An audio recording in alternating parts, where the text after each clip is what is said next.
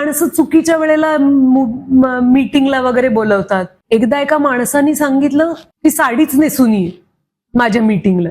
कशात काही नाही, त्यांची गोष्ट काय आहे मला माहिती नाही. तेव्हा एक कोणीतरी भलता सेक्रेटरी होता आणि तो मला म्हणाला, असं कसं, ते जर म्हणतात ते दिग्दर्शक आणि निर्माता आहेत, तू का नाही साडी नेसून आलीस?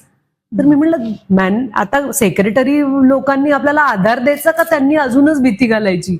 मी म्हणलं, अहो मला गोष्ट ऐकायला बोलावलंय ना. मग ते मला म्हणाले की आतल्या खोलीत गोष्ट सांगतो. म्हणलं, हे पहा, कुठल्या खोलीत गोष्ट सांगणार, त्यापेक्षा गोष्ट काय सांगणार आधी सांगा, ते महत्वाचं आहे ना.